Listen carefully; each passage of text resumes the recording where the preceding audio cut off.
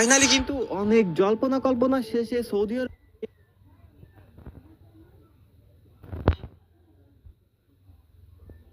দিয়ে বসে আমাদের বাংলাদেশের হয়ে প্রতিনিধিত্ব করতেছে টিম রেড হক।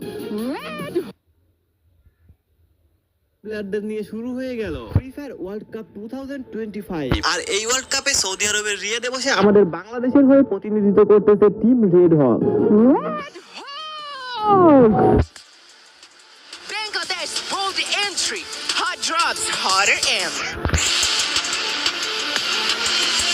প্রথম দিনে নকআউট স্টেজ ডে 1 কিন্তু খেলা শেষ হয়ে গেছে। প্রথম দিনে হওয়া 6টা ম্যাচের মধ্যে কোন টিমের পারফরম্যান্স কেমন ছিল, কোন টিম কত পয়েন্ট কালেক্ট করতে পেরেছে, 6টা ম্যাচের মধ্যে আমাদের আরএসকে এর পারফরম্যান্স কেমন ছিল, এই সকল কিছুর আপডেট জানতে হলে অবশ্যই তোমাদেরকে এই পুরো ভিডিওতে চোখ রাখতে হবে। তো টুর্নামেন্টের শুরুতেই কিন্তু আমরা এইরকম একটা ম্যানেজমেন্ট সিস্টেম দেখতে পাই। নকআউট স্টেজ ডে 1 এ অংশগ্রহণ করা 12টা টিমকেই কিন্তু খুব ভালোভাবে ম্যানেজমেন্ট করে সাজানো হয়েছে। তো এখানে ফার্স্ট ম্যাচের শুরুতে কিন্তু আমরা ক্লোকটারের মধ্যে খুব ভালো একটা ল্যান্ডিং দেখতে পাই। এখানে বেসিক্যালি দুইটা স্কোয়াড ল্যান্ডিং করে, একটা হলো কোর মেমোরি আর একটা হলো ভিশন সিস্টেম। কোর মেমোরির প্লেয়ার্সরা কিন্তু ভিশন সিস্টেমের একটা প্লেয়ারকেও কোনোভাবে ছাড় দিতেছিল না। দেখতে দেখতে মাত্র কয়েক সেকেন্ডের মধ্যেই ভিশন সিস্টেমের 3টা প্লেয়ার কোর মেমোরির প্লেয়ারদের কাছে কিন্তু ইলিমিনেট হয়ে যায়। এন্ড এরপর টিমের লাস্ট প্লেয়ারকেও তারা ইলিমিনেট করে পুরো টিমকে ওয়াইপ আউট করে। টিম কোর মেমোরি কিন্তু #12 নাম্বার টিমকে পুরোপুরি ওয়াইপ আউট করে ম্যাচের শুরুতে 4টা কিল করে তাদের কিলের খাতা খুলে ফেলে। এন্ড এরপর আমরা ফুল ম্যাপের মধ্যে কিন্তু আমাদের টিম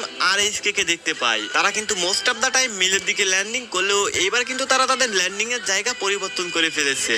আরএসকে 3টা প্লেয়ার রিমনাম ভিলেজে থাকলেও কিন্তু আরেকটা প্লেয়ার রয়েছে হ্যাঙ্গারে। তারা কিন্তু সবাই এক জায়গায় নামেনি, একটা প্লেয়ারকে আলাদা একটু দূরে সরিয়ে দিয়েছে। যাই হোক, ম্যাপের মধ্যে একটু ভালোভাবে লক্ষ্য করলে দেখতে পারবা আরএসকে টিমের একটু সামনে ক্লোকটারের মধ্যে একটু আগেই কিন্তু দুইটা টিমের বিশ্বযুদ্ধ হয়ে গেছে। এন্ড নেক্সটে কিছুক্ষণ পর আমরা কিন্তু আরএসকে এর সাথে টিম ফ্যালকনের ধামাকাদার একটা ফাইট দেখতে পাই। ফার্স্টে আরএসকে টিমের কুট্টুস কিন্তু টিম ফ্যালকনের একটা প্লেয়ারকে নকডাউন করে দেয়। এন্ড ওইটাকে ফিনিশ করার সাথে সাথে টিম ফ্যালকনের কিন্তু আরো একটা প্লেয়ারকে তারা নকডাউন করে দেয়। এইভাবেই টিম আরএসকে কিন্তু কোলেক্টরের নিচে বসে টিম ফ্যালকনের তিনটা প্লেয়ারকে এলিমিনেট করে দেয়। বাট টিম ফ্যালকনের 4 নাম্বার যে প্লেয়ারটা বেঁচে ছিল, ওই প্লেয়ারটা আবারও তাদের প্লেয়ারদের সকলকে রিভাইভ দিয়ে রিকভারি করে নেয়। এরপর কিছু সময় কিন্তু সকল টিমের প্লেয়ার্সরাই মোটামুটি হোল্ড করেছিল। তেমন একটা বড়সড় ফাইটে তারা কিন্তু জড়ায়নি, আর হাইলাইট করার মতো তেমন বড়সড় ফাইট হয়ওনি। এরপর ওই ম্যাচের এট দ্য লাস্ট মোমেন্টে জোন এসে হোল্ড করে কিন্তু আমাদের ফ্যাক্টরির উপর। এইবার এখানে টিম আরএসকে যখনই এখান থেকে জোনের দিকে মুভ করতে যায়, তখনই ডান দিক থেকে তাদের সঙ্গে দেখা হয়ে যায় টিম ইভোসের সঙ্গে। টিম ইভোসও কিন্তু পুরোপুরি রেডি হয়েছিল যে কোনো একটা টিমের সঙ্গে ফাইট করার জন্য।